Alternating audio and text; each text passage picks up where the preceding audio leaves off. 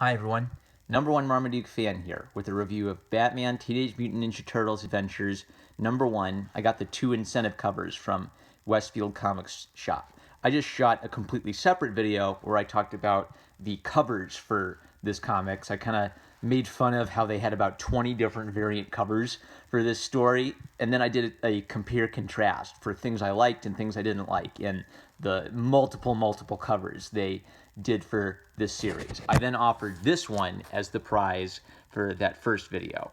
I hope I'm not doing a face reveal on the reflective plastic here. I don't think I am. But this one was the prize for the comic cover critique video. That one went up yesterday. You have until the end of the week to go like, comment, and subscribe and hit the bell. Comment the word shared on that video if you would like to be entered to win this copy of Batman Teenage Mutant Ninja Turtles Adventures. I had the bright idea that, because I want to give away both of these comic books, I didn't want people fighting over which one they wanted to get. I had the bright idea that this would be the prize for the comic book cover critique. So if you want this, go over to my comic book cover critique video and comment on that to enter. Comment with the word shared. And this is the prize for this video. So let's explain how you can win this comic book if you want to win it. Like, comment, subscribe, hit the bell for notifications, share this video on any of your social media. So Facebook, Twitter, DeviantArt, we're going honor system here. So even if you just want to share a link to either of these videos and say you shared it, fine. But I need you to comment in the comments the word shared. Somewhere in the sentence. You could say, I shared this, I loved this, sharing this video. I need to see something with the word share in it in your comment as my way of knowing that you would like to be entered to win this comic book. Then a week will go by, I'll close that, I'll close new entries, I'll do a random number generator, and one of the people who comments that they've shared this video will get Batman Teenage Mutant Ninja Turtles Adventures #1. Alright? Comment on this video if you want this cover. Go to the video I've linked if you want to enter to win this cover. With that, we're now reviewing this comic, which is the one that's up for grabs in this video. Alrighty dighty. So, the Turtles design. I love all the variety in the many versions of the Teenage Mutant Ninja Turtles. I've been one of my very first exposures to them, I think, was the 90s movie, which my brother showed me, and then he used to hint at me how violent and scary the original comics were, setting them up in my mind as something really cool and forbidden. And then he shared those with me, I think, on the day I turned 12. He convinced my parents that I was old enough to read the original Teenage Mutant Ninja Turtles comics, and they were so dope. And every version of the Turtles has remixed the idea a little bit. So I felt annoyance at new versions of the Turtles and why can't they be like my Turtles? But I have to kind of check that nostalgia a bit because I'm sure that every version of the Turtles has changed them, even iconic versions like the 80s cartoon. They didn't always have the color-coded masks. They used to all have red masks, and you'd have to kind of struggle to interpret which one is which. The 2000s series kind of brought them down to earth a little bit and probably took influence from Batman the Animated Series. This is the Nickelodeon series, and even though I haven't watched a single episode of the Nickelodeon series, I do admire how they've done a lot of little details to the Turtles to help emphasize their personalities. So Michelangelo ties his ninja mask in a little pretty bow, like a little kid might, but also like the 80s Turtles would. He has freckles because people associate freckles with being young. He has a roundish face. Donatello it doesn't really come across very well in this drawing, but when you look at Donatello, he's often much more slender and skinny. He's a nerd. That's Raphael. Whoops. That's Donatello. Whoopsie. Oh well. So that's Donatello, and he's got the gap in his teeth. He's got the slender build like a tech nerd might. Raphael, they give him a lot of bandages and a rough, torn up ninja mask and a chip in his shell to suggest that he goes and gets beat up a lot more. He goes out and gets in fights. And Leonardo's kind of the most prim and proper of all of them, since he's the leader and he's the most mature one. So I love the little details in the Nickelodeon Turtles design, which help separate them visually. And all of the little details make sense when you understand what each turtle's personality and preferences are. The 2000 series did that a little bit. They had a little bit of variety in the turtles' facial structures and color palettes, but the Nickelodeon series pushes it a little bit farther to make them easier to identify. Recently on Twitter, people have been going nuts over images of the newest Turtle series, which I think looks hideous. Some people have talked about how April O'Neil has been race swapped from kind of a frizzy ginger girl to a black girl. I don't really care about that. I think the turtles look hideous, and they've done things like turn Raphael into this giant 8-foot behemoth. You know, if you look here, Raphael is the shortest of the turtles, kind of emphasizing the idea that he has a bit of short man syndrome. That's one of the reasons he's so feisty. So I want to give the new Turtles series a chance, but I'm kind of at the point where I'm ready to check out on all the 80th new version of the Turtles, but even if I'm kind of interested in how they'd redesign these characters. I think you ought to be able to keep my thoughts on the brand new Turtle series is you ought to keep a little bit of the flavor of the original while still giving it some new spins. And that's what I dislike about this new one they've just advertised. The Nickelodeon Turtles and the 2000 Turtles, they're great. They capture some of the spirit of what the original Turtles were, but give it their own flair. So that was a 6-minute tangent about the design of the Teenage Mutant Ninja Turtles, but it's kind of relevant, I guess, since this is the very first issue. Now, let's push aside that tangent, summa tangentum, and let me tell you the story. All right. This is too slow a build. The whole first issue is essentially spent building up the idea of how Batman's going to teleport into the Turtles universe. It kind of starts off a little bit with a bit of a joke of Michelangelo reading Batman comics, I guess, and wanting to be a super edgy superhero and not being good at it. And he's kind of immature, so the description boxes describe him as being on a superhero kick, and he'll probably get over it. We immediately get the basic idea of who the Turtles are. Raph is rude and kind of rough and tumble. Donatello's a nerd. Leonardo is the no-nonsense leader. And the art is by, I want to get this, Joe Somariva.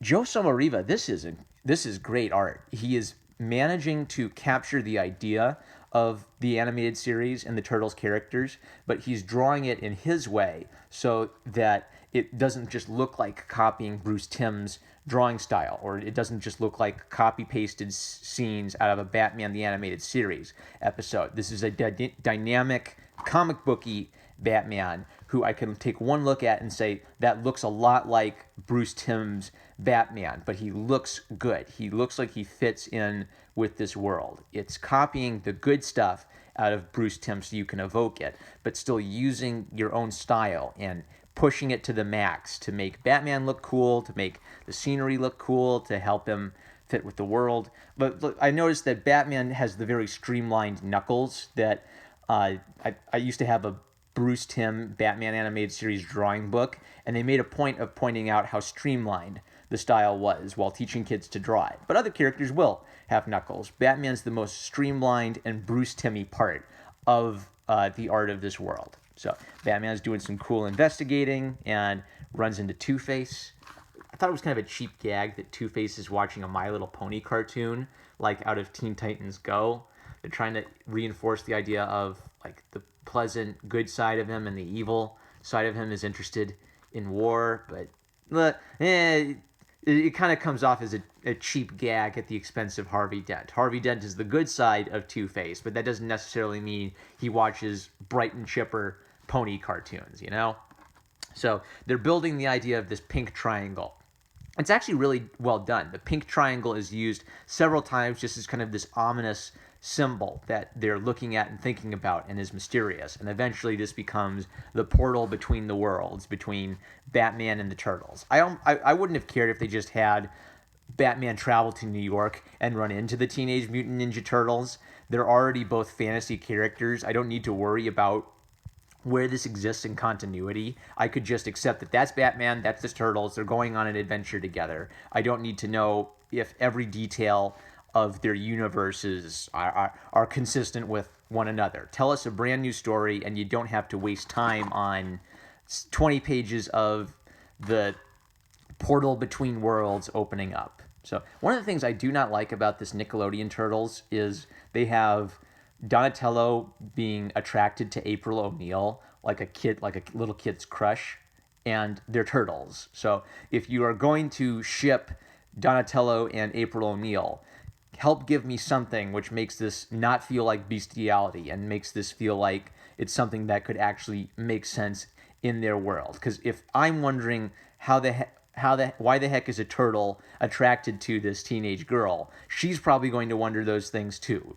Will she get salmonella if she's with Donatello? You could change their origin for something like this. Instead of having them be turtles, have them be teenage boys who were turned into turtle-like creatures, but they're still human boys, you know? And that would, some people get upset about that because you're changing the turtles, but you'd be changing the turtles for the purpose of making your story with the turtles work a little bit better. I remember Michael Bay was originally, there were rumors that Michael Bay was going to have the turtles be space aliens, and people got bent out of shape about that. I don't care if you change major plot points in while redoing the characters and trying to make the characters seem fresh again. Yeah, make them aliens, fine, but have the feel of the characters be nailed. Have the characters have warmth and emotion and personality. Have them go on adventures, and we can deal with a lot of changes. The 80s series changed the edgy underground Turtles comic books a lot, and it's iconic. People loved it. So be a little bold, but commit to it. Is this just going to be a stupid subplot forever that Donatello has unrequited feelings for April that'll never be reciprocated? Is this for laughs? What is this? Stop giving me bestiality. All right, anyway. So, yeah, they do cute little things. Like Michelangelo has a very childish imagination. Batman does some cool investigating. And the action scenes are solid. So, let's get this artist's name because I really want to watch this. John Somariva. Okay, John Somariva will do cartoony moments like this where Michelangelo's eyes go bug-eyed and he's swinging his arms around. But everything feels cartoony, relating to the source material that he's drawing from, and everything feels exciting and unified. Batman and this version of the Teenage Mutant Ninja Turtles feel like they could go on an adventure together. And, excuse me, Cough Squad. It feels like they'd complement one another and it would make sense. The 80s Turtles doesn't feel like they could go on an adventure with Batman because he's too serious and they're too goofy. I love when Michelangelo comes up ready for a scrap. But then it turns out it's Clayface. All right, that little creepy expression was a great little setup for Clayface's reveal. And then they have a fight. They push him through the portal, and meanwhile, Batman is investigating the mysterious energy source around Gotham, and Alfred roasts him a bit. This little interaction feels like something the animated series Alfred might have done. I'm shocked, sir, and here I went and prepared this generous proportion of nothing. Now it will all go to waste.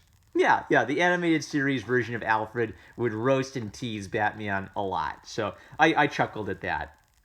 Then Batman realizes that whatever this energy is, it's nothing from planet Earth. While he's concluding that, the Foot Clan, which are the Teenage Mutant Ninja Turtles version of the Hand, this ninja clan. I never understood that until I grew up and started reading a lot more Marvel comics. Then it dawned on me that, oh, the Foot are a parody of the Hand? That's so weird, because when I didn't know what the Hand was, the Foot seemed absolutely sinister and powerful, a massive organization of ninjas that kill people. But then you realize they're kind of a joke that has taken on a life of its own beyond the original parodies that the Teenage Mutant Ninja Turtles started out as. It's such a funny franchise.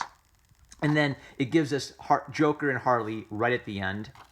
I didn't like this smile on Harley. It looked like they drew an anime smile and then added the lips. But this Joker looks sick. It's the animated series Joker, but with a lot more edge and in the artist style, not just the TV show's style.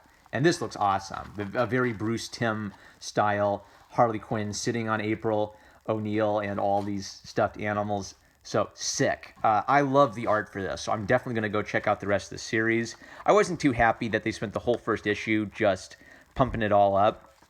And as a reminder, this physical comic, as well as the bag and a board with a drawing from me on the back, is up for grabs. If you like, comment, subscribe, hit the bell, Share this video somewhere, anywhere. Honor system, guys, but if you comment, if you write it in the comment that you've shared it, you are entered to win this comic. I'm #1 Marmaduke fan. I love you guys, and I'll catch you later.